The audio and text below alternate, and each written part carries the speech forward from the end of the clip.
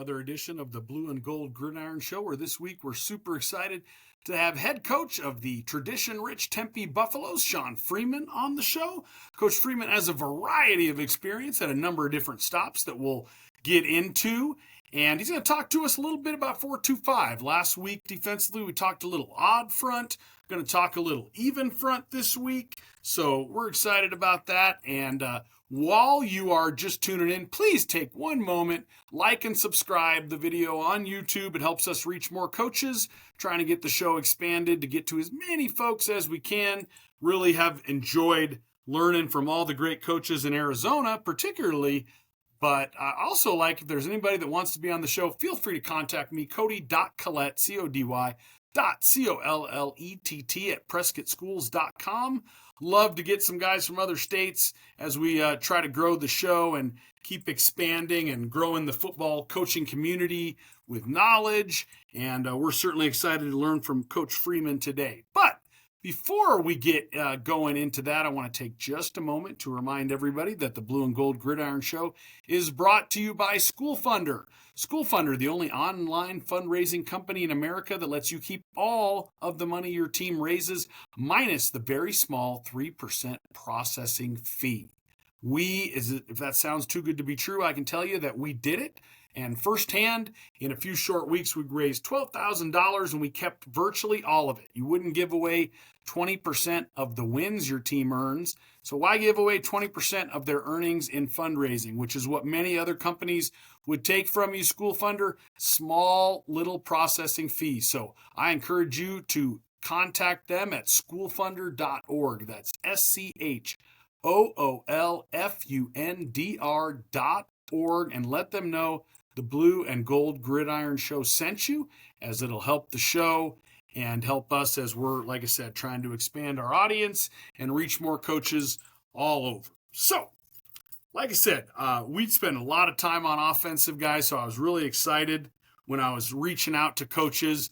It's interesting that it is harder to get the defensive coaches to be willing to share a little bit than it is the offensive coaches. The offensive coaches throw their visor on and they're ready to roll. They're ready to hop on there and show you some stuff. But the defensive coaches has been a little bit more difficult. So I was super excited when we got Coach Freeman on the show to talk a little ball with us. But before we get into some scheme stuff and talking various questions in his 4-2-5, Coach, I want you to tell us a little bit about your football story. Oh, man. Well, first of all, thank you for having me on the show, Cody. I really do appreciate you tapping in and wanting to check us out here at Tempe High School. That means a lot to myself, my coach staff, players. So, any type of a good press, we'll take it and we'll run with it. So, Sean Freeman, Tempe High football coach, been here about 4 years here at Tempe High School. I originally started way back in the day at Marcos Deniza under Roy Lopez, Sammy Johns. That was my introduction to high school football. I was there for 3 years. Ended up going with Sammy Johns over to Highland High School, where I coached DBs, varsity DBs over there for a season. I went on my own journey, went to the CAA, where I coached at Sequoia Charter High School for about 4 to 5 years, and then I moved over to Apache Prep High School, which is in Apache Junction, opened up their 11-man football program.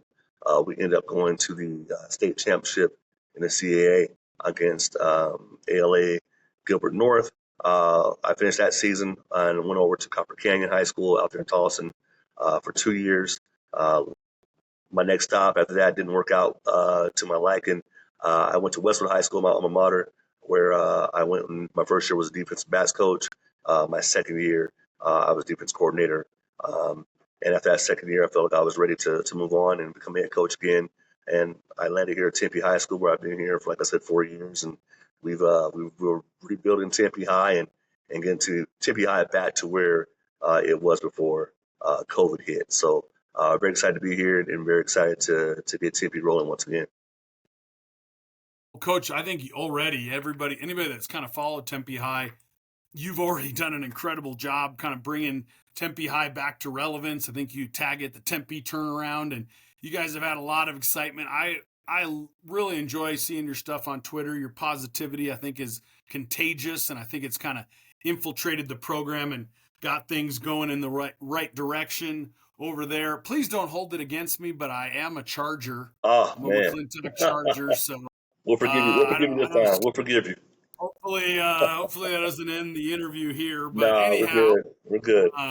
love seeing those schools. I really enjoyed McClintock having a good year. Tempe had a solid year last year. I think that was always exciting. I been in Arizona a long time. I'm a fourth generation. My daughters are Well, fifth nice. generation. Yeah, there you So I go. love seeing some of those tradition-rich schools go so well. Before we get into talking a little defensive system, though, I want to talk to you about program building just a bit. We did a whole series on program building, and I think you've really done a remarkable job because not all jobs are created equal. There's some jobs that are maybe a little bit more difficult in certain ways, or some every job has positives, negatives. But you have, I wouldn't exactly say have taken over dominant programs. You've had to take over programs that were struggling at the time you took them over and have really been able to reinvigorate them and really create a lot of excitement within your program to very quickly too. So talk to me a little bit about the rebuilding process at schools and what you try to do to get the community behind it, get your kids excited, get your kids back out for football, because the numbers at Tempe High have gone up. Everything in Tempe High has trended upwards since you've been there. So I want you to walk me through a little bit of that process. Like I said, Cody, it's a process. My mantra is trust the process. You have to be a person that gets out on your campus, and you have to let kids know who you are. I teach freshmen career success, so a lot of that our freshman program, our JV program, has grown because all those kids have me in class and see how energetic I am in class and how much they enjoy the structure that I bring to the program and into the teaching room as well too. And it's advocating for your program. I mean, always being out there on social media or doing podcasts like these right here and let people see who you are and let your personality shine through. I mean, you can't be a type of person where you're not able to showcase what you're about. And I think the kids, they recognize that, they see it and they want more of it. And hiring a coaching staff that mimics you a little bit. Every coach has their own particular way, their own personality, but matching your energy to building a program. It's never easy taking over a program that has struggled.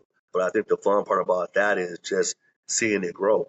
And I think that's been um, my coaching history, is just to get with programs that need a little bit of water, and flowering and some love and some care, and you're able to watch it blossom. I love what we're doing here at Tempe High School. Our admin team, Mr. Gulfer, our principal, Adam Johnson, our amazing assistant principal, and our amazing athletic director, Shalear Dondo, they've been having my back since I got here. So if I need something or if I want to do something, your admin team has to be a part of that as well too, to help that vision grow.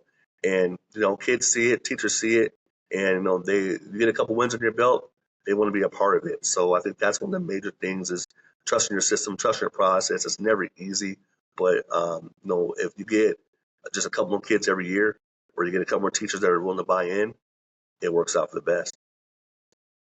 Well, the Arredondo family is certainly a staple in Tempe, been there forever. They are. Really, went to school with her daughter. Okay. I did not realize she was still the AD there. So Yeah, that's she's super. running 25 years strong, man. So she's running strong.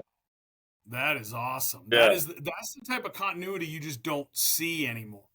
AD and principal positions everywhere across the state are almost to some degree a little bit of a revolving door. It seems they like are. we've been Yeah, really fortunate. Prescott, I've had the same AD for the last 10 years, there you but go. I know places where it seems like every 2 or 3 years Hey, you're they exactly have a right. different AD. That hurts the program. That hurts the program sometimes because the different philosophies that may come in, or you may not be that AD or that principal person. And so a lot of people don't, when they see a lot of turnover when it comes to coaches, is because it's probably not a good fit for either one of them. Especially with someone new coming in. So you have to make sure that everybody's on the same page. Everybody wants to see the success of the kids and the program. And so if you're not on the same page, unfortunately, Cody, you see a lot of turnover in those departments. Absolutely, absolutely, coach. All right, so moving on to a little bit more scheme specific type stuff here. How do you go about choosing a defensive system? Do you find something to fit your first personnel, or have you always been an even front, odd front guy? We've kind of we've been mostly an odd front guy because we haven't typically been super big, so we wanted to be able to slant and do some different things. Yeah. There's some guys that are always even front guys, and there's some guys that have been able to do both and blend them really, really well. So, how do you go about choosing a defensive system? Well, I come from the Sammy Johns school of defense. So if you know who Sammy Johns is, you know he's a even monster, you know. And so my coaching began in the 4-3, you know, and being able to manipulate offenses by doing different things in the 4-3. And then as I grew into coaching, um, I learned under Coach Cam at Saguaro their 4-2-5 system and fell in love with it. I mean, it just so many moving bias, so many moving parts that you can really manipulate an offense and have them thinking it's a certain defense when it's not, and you're facing a 4-2-5. Um, Kind of was stuck in that realm for a while until, recently we played around with the 3-3 stack. And Matt Pinnock, who's my offensive coordinator, actually showed me some things he did at Peoria in the 3-3 stack that we liked. The only difficult part is when you have a 3 stack, you gotta have some dogs up front. You got some boys that can make some moves. And so we were struggling in that aspect first of the year last year with some guys that really weren't what we needed in 3-3 stack. So we went back to a 4-2-5, and we were able to do a little bit more, play around a little bit more. That our linebackers have some range in a 4-2-5, and so um, the success of defense comes with your defense coordinator. This year, we were blessed to get Paris Wilcox from Rocky Mountain, college, who was at Saguaro last year, who was at Saturday O'Connor, and was also at Sir Chavez. So we got a coach over here, and when we spoke and we talked, I told him, what we're good at and what we lacked. And when he showed me his film from Chavez a few years ago, um, their defensive line, their defense looks just like our kids. And so I was very intrigued with his defense, and we were ready to rock and roll with this one. That's exciting stuff, Coach. Exciting stuff. So, I've talked to a number of coaches about this. I would have no problem being an assistant again in terms of what scheme anybody wanted to run, offensive, defensive. I feel like I could coach in whatever system they wanted to run. The thing that I would struggle with is giving up control of the practice plan because, like I said, I've worked for some great guys, but I've been in those systems where it said, defensive Indy was 10 minutes, and then 35 minutes in, I was like, are we going to switch at some point today?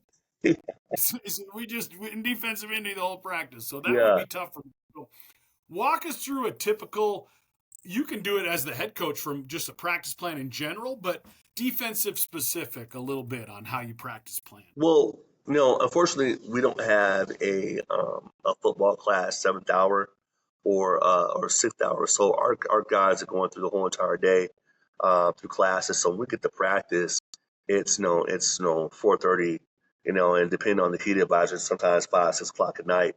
So it's sitting down with our coordinators and our staff and just planning out what we can get from each other, right? So a lot of times it's split practices. So, if it's a Monday, Coach Wilcox will be up first, and he'll say, hey, Coach, I want to watch the film for a little bit. So we'll go into the film room, we'll watch film for, from 4 to about 4:30, 5 o'clock, it's depending on how much film is cut up and how much he wants to watch. And then we go right out to our stretching, get that done. And then it's a defensive focused practice. So every aspect of our practices, our individual time is 15, 20 minutes. Our group, 15, 20 minutes. Our team, 15 minutes. Everything is put together for that. We have it all planned out so that it's running and it's going. We don't take traditional water breaks. We have water at our stations. So as soon as that horn hits, we're flying to the next station. Kids get water to the station, and we're teaching. One of the biggest things about our defensive staff this year is the teaching aspect of what we're doing. So all the coaches will get together on Saturday, and they'll put the defensive plan together. And then Sunday, I'll call the coordinators and we'll sit down. We'll discuss practice and how it's going to look. And so that way, we give everybody enough time to get their practice in. So Coach Wilcox will get an hour, and then Coach Pinnock will get an hour of offense time as well too. So everything has to flow. There can't be any give me 20 more minutes. No, we're on a tight schedule. And so once I hit the horn, we're rolling to the next thing we're doing.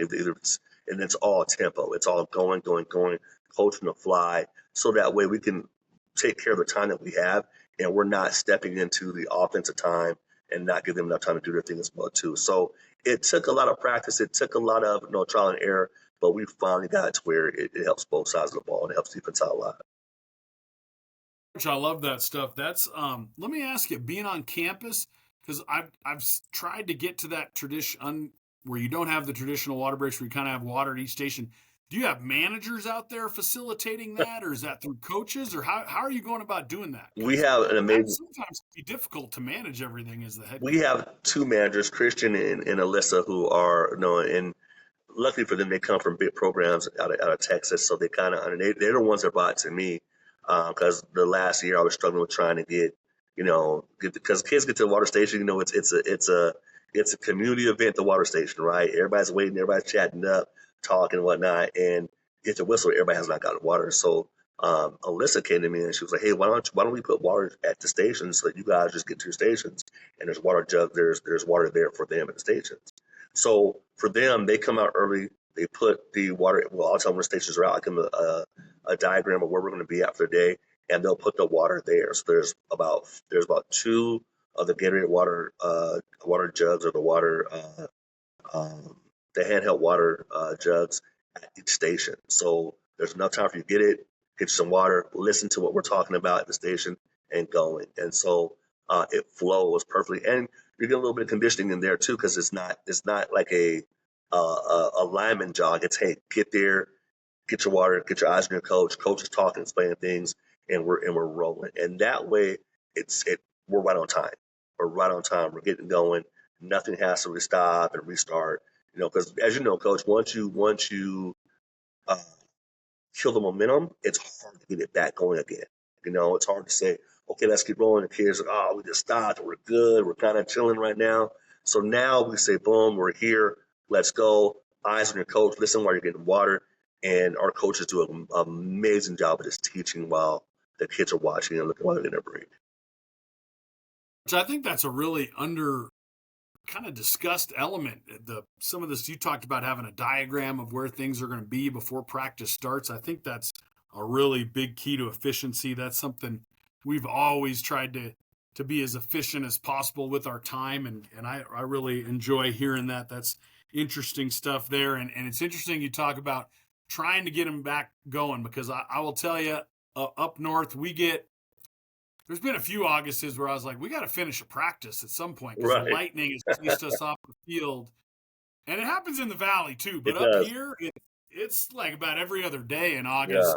We're getting out there, getting some stuff done, and then getting chased off the field. And in my younger days, we brought them back a lot on the field, and we could never regain that juice. And now, honestly, we usually go in the gym, we do a walkthrough, or we go in the weight room, do a walkthrough, and then I send them home because I've felt that has been more productive than waiting Right. around. Yeah. Every time you get that strike, you got to wait another 30 minutes. So I find that stuff really fascinating in talking to coaches It's also about. you have to know, like, I mean, obviously, you have to have communication with your training staff as well too. So if they know it's going to be a lightning or it's going to be a dust storm, it's pre-planning. Okay, and we have a group chat, we have a team reach chat with all the kids. So we say, hey, look, practice may get cut short, or we're going to be in the gym at this time.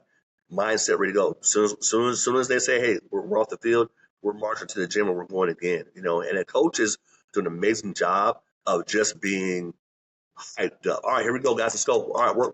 Here we go. Boom, boom. We're in this group. We're here. We're here. We're here. The gym is kind of a little tight, but we make it work and we keep kids engaged. And our kids have gotten used to it, so they know when it's a heat warning or a heat advisory. They know they're in the gym, so the kids will go ahead and go to the gym first. They know it's a hot day. I'll post in the group chat, hey, it's going to be a heat advisory day, guys. We're in the gym, coach. We're here. You'll see the kids getting their stuff, getting their shorts on, getting their helmets and going into the gym and getting stretching lines going. So I think that's something where if you were able to communicate with your kids, hey, this is the type of day it's going to be, but it's still the same mentality, it's still the same mode that we're on, it doesn't change, but your coaches have to be willing to take it an extra mile as well, too, to keep that intensity in practice.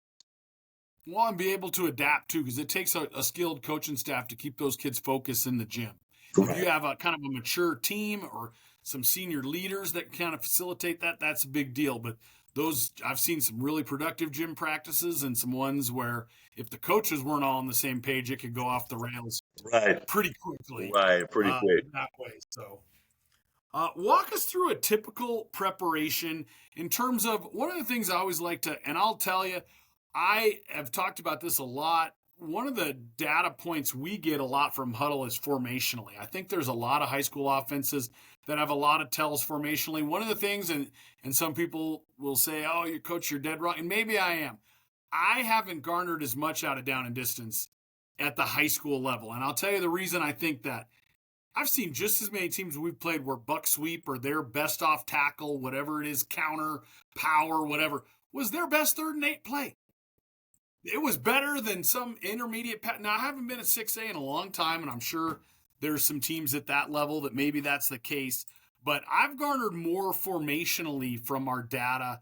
What are you looking for in terms of when you're breaking down an opponent, and what data do you consider the most important? And walk us through a typical defensive preparation from a film perspective. From a film perspective, once we get the film from our opponent, it's Saturday morning, Saturday afternoon.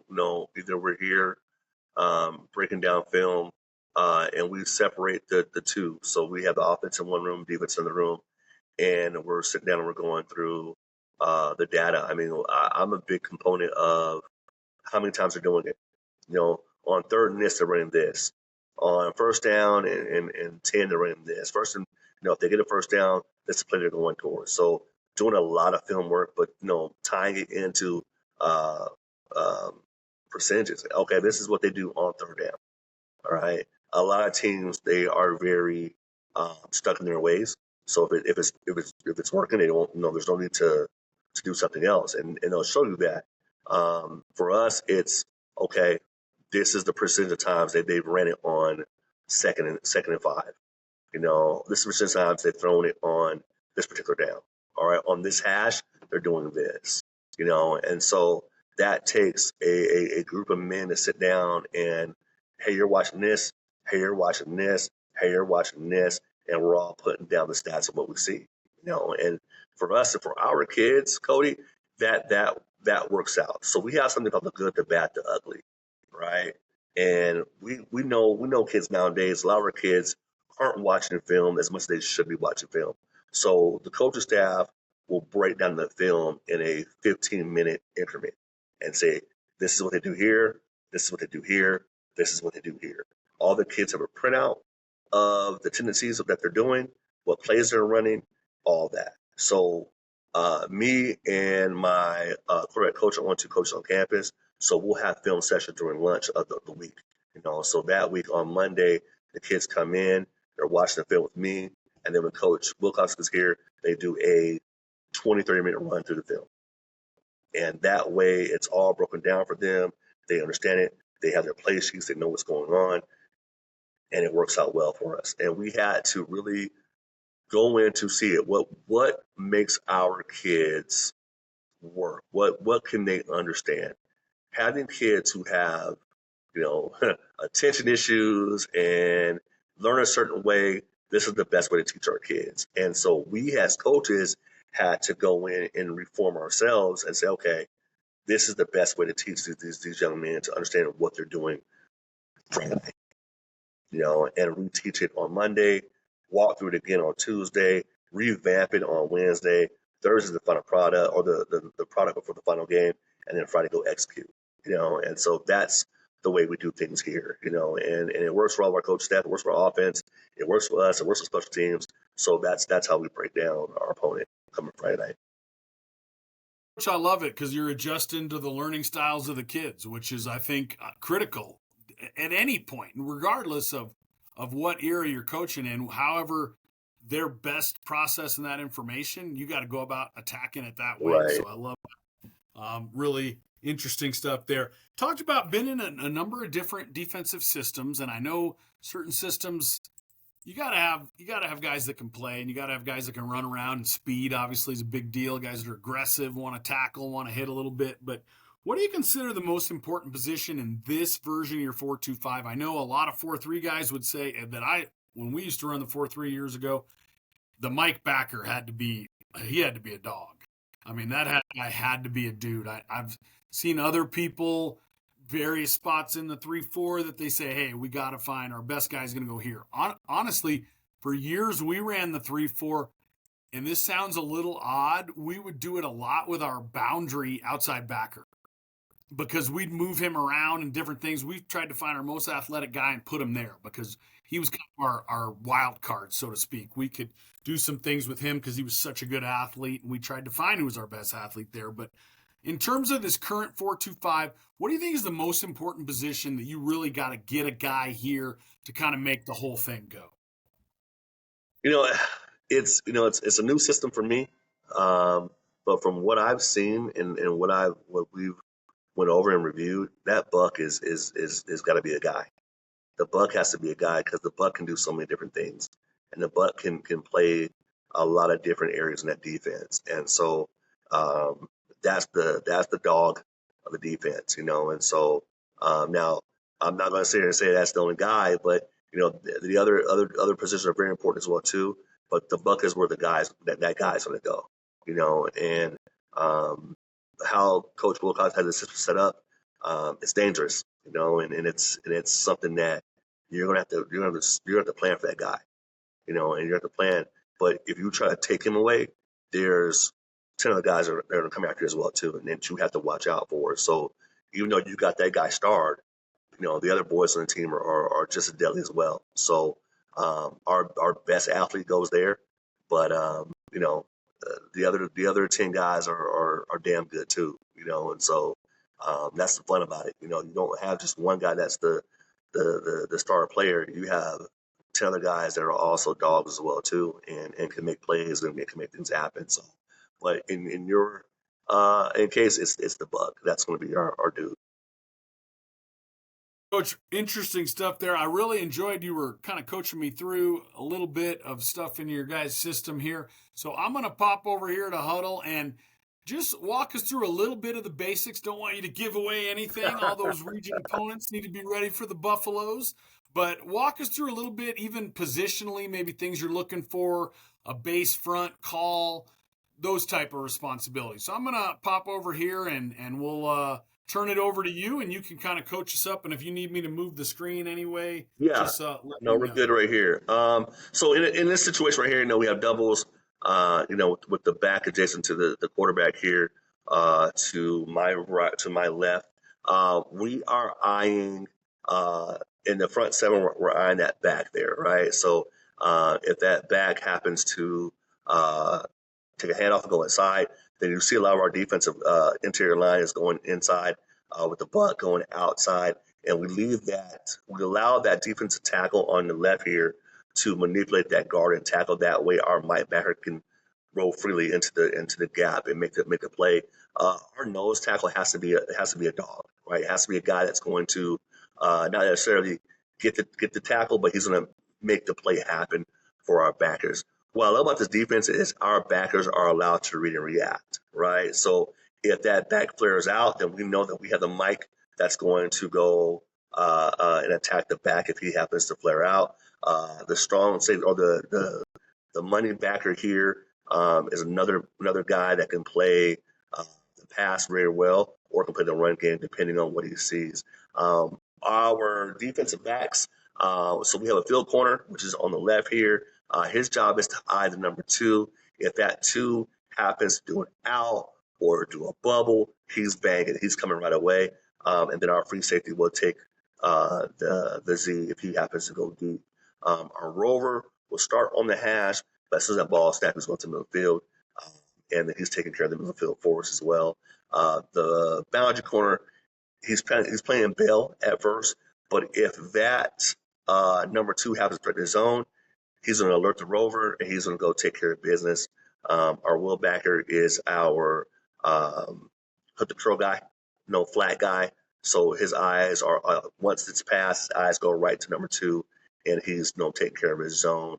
I really like this defense because it allows us to put a plethora of guys out there, and it's a defense where Coach Wilcox has taught guys to play freely. we're not thinking a lot. We're playing downhill football, and it's reactive. I mean, these guys, we did some winter 7-on-7s, and he came in and put this base defense together, and our guys were making plays because they were just taught to play, get your eyes here, and play freely. So I'm excited to see what we're going to do with the defensive line. I know there's going to be a lot of movement. There's going to be a lot of guys who are going to play one position and go play another. So this is what we would do in a 2-by-2 situation. I think it's something where you force that quarterback to make a decision, or if it's a run, you're going to have all 6 guys in the box or 7 guys in the box that can make plays. And I think that's something that we can, in our defense here with with the kids we have, we're able to make that happen, and force offenses to have to really game plan against what we can do. I mean, this is just the base of it. I mean, there's still a lot more that we have that I can't show you right now, but this is just basically what we're doing, and this is what we use doing 7-on-7s when we have this type of formation out there, and the kids fly around, they get after it. We have a couple guys that can play either a backer or play a linebacker position or a defensive end position. So that's the fun part about the defense, being able to mix and match certain guys and certain offenses that we see, and that way we can get the best of the best when it comes to Friday night.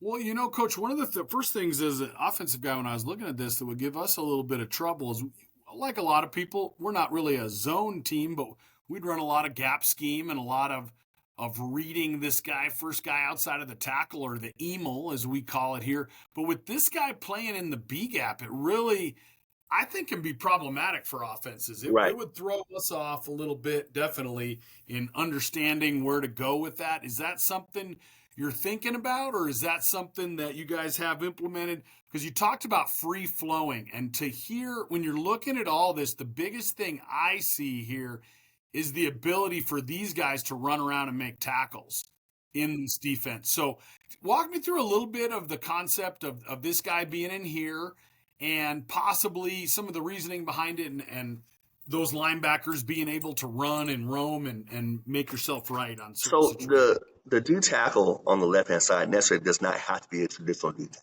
That can be another defensive end that's a little bit thicker, that has great hands, that can clog up a hole, but also can get outside as well too. So the initial makeup of this is to attract the tackle and the guard to take care of this guy right here, because they're going to see this bigger kid, right? So they're going to alert he's in the gap.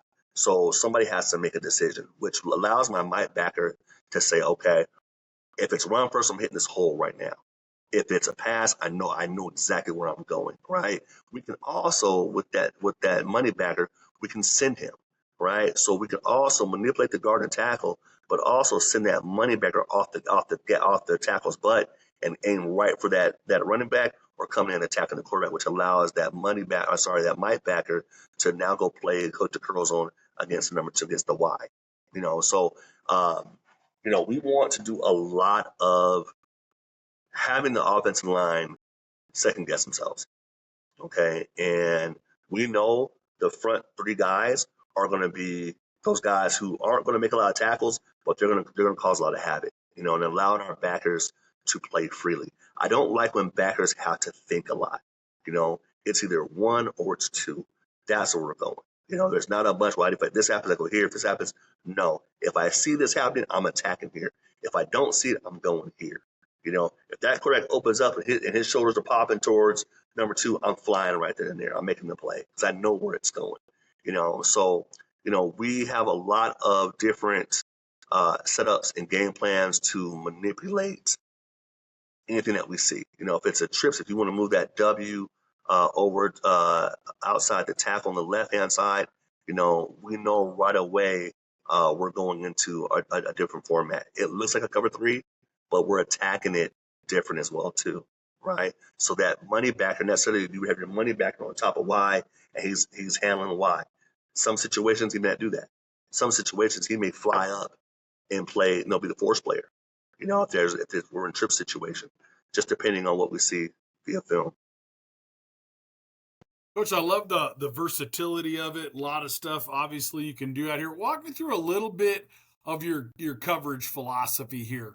It doesn't have to be anything specific. Like I said, we're not asking you to give away anything, but I've heard a lot of guys. I had a discussion with our defense coordinator the other day. I was talking about for years and years and years, we played because I think high school quarterbacks are typically pretty greedy. They don't want to throw those hitches and those underneath routes. So Right. we were very big on the philosophy of, hey, make them throw underneath, and they won't do it repeatedly. And most of the time we were right. I would say now maybe there's some quarterbacks. I don't know if it's because Arizona in the Valley, you guys can throw all year. I mean, there's been some times in January, even our guys that love throwing the ball, it's like, coach, it's 20 degrees out here. We go, can we go inside here a little bit? But in the Valley, you guys can be throwing in Yeah, January. It's beautiful out there. we And were. I'm not sure if that's the reason why, but maybe from a coverage philosophy point of view, you said you did some DB stuff at various stops. So what would you say in general your coverage philosophy would be? I what I love about Coach Wilcox's defense is that it allows us to do what we do best, right? So typically the outside corners are going to be some track guys. Okay, so we have some guys that can cover, that can run, but we also have some guys that can come up and bang as well too. So for us in this situation right here in this doubles, the corner's eyes are on two, right? So the field corner, the FC, his eyes on Y. The bound quarter's eyes on the W, right? So we're sitting here. We can play up on you. We can open up to you. We can play off of you. But the idea is still the same, all right? What is that number two giving us? So, excuse me, on our field corner, he's going to watch and see what happens here. If that Y does an out, does a bubble, banana route, whatever the case may be, he's attacking it. He's alerting the safety, hey, I'm going. That safety's going to buzz over and take care of the deep over here on the Z. All right, it's the same thing with the wheel backer and the boundary corner. They're in communication. As I told you before, our rover bails to the middle of the field. So that field corner, that boundary corner is automatically turning and burning.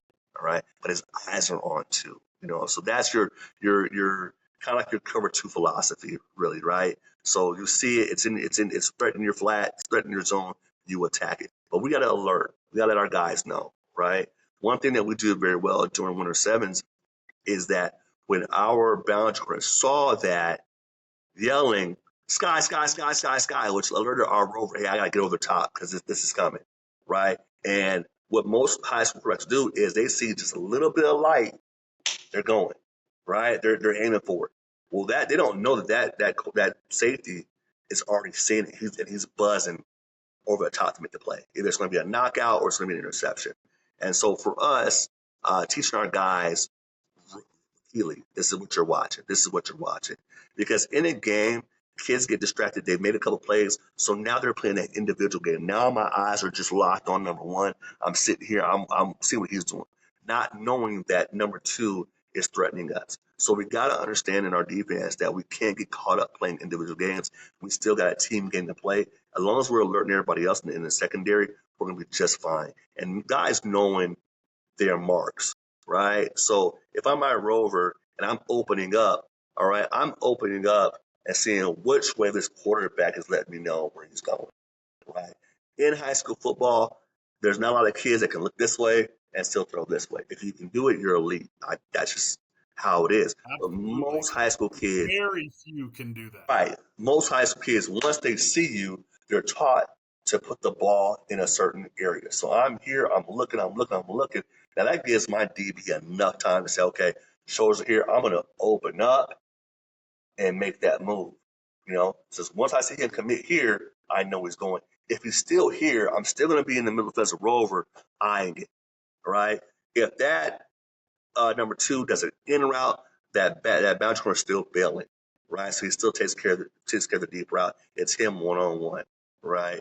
And it's the same thing with our field corner, right? If we're trapping 2 by 2, and that number two does an inside route, I know I'm playing on top of that one. I'm banging on, beating him up until something threatens my area. So it should be two guys on one. So it's just repetition, Cody, every single day about what we're doing, communicating. I'm a big communication guy. If I don't hear you communicating, I'm pulling you out and you're doing up downs for case because I'm a big DB guy. I feel like if you communicate with the other brothers in the field, you're making plays. And so if you're not communicating, I can't have you out there. I always tell the boys, I need to hear my dogs barking. I need to hear my dogs barking.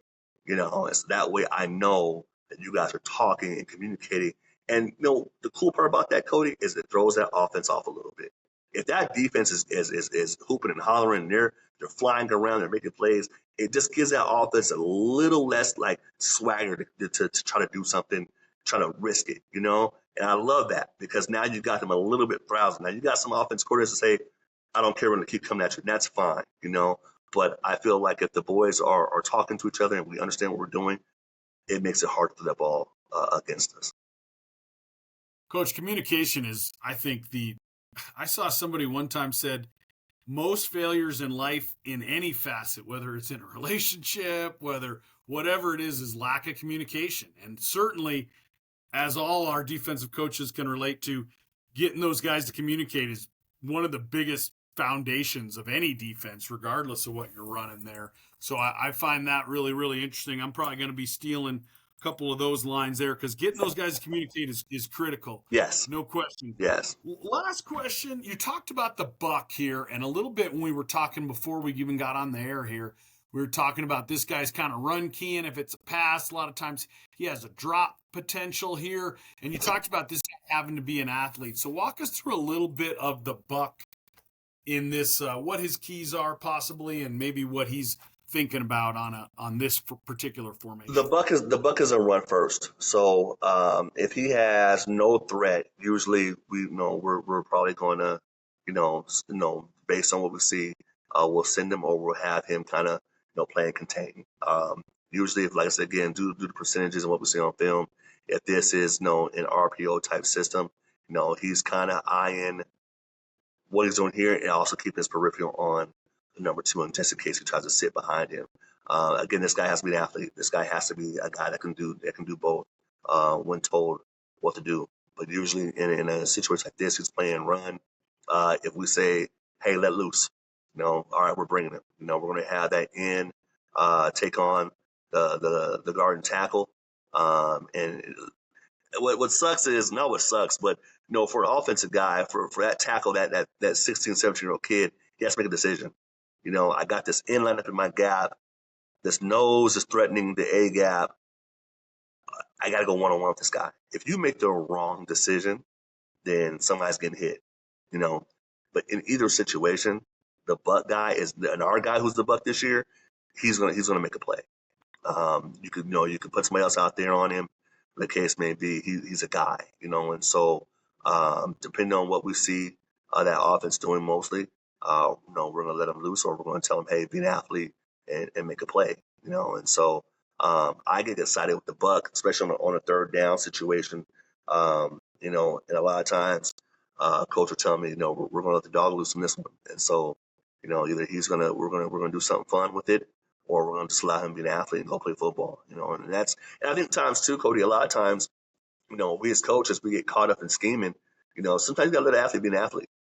And that's what this guy is. Sometimes you don't have to put too much on him. You just let him go play football, go get ball, and he can go do that. So, he can play the run, he can play the pass, he can stunt, all that. So this is the guy that we have fun moving around and letting him play football. In everything that we've kind of talked about here, I see a lot of versatility in your system and different things that you guys can implement. I'm really excited for the future of Tempe football. And Coach Freeman, I want to take this time to thank you so much for joining us. I am not a real knowledgeable guy about the 4-2-5, so I really, really appreciate you spending some time and coaching us up here.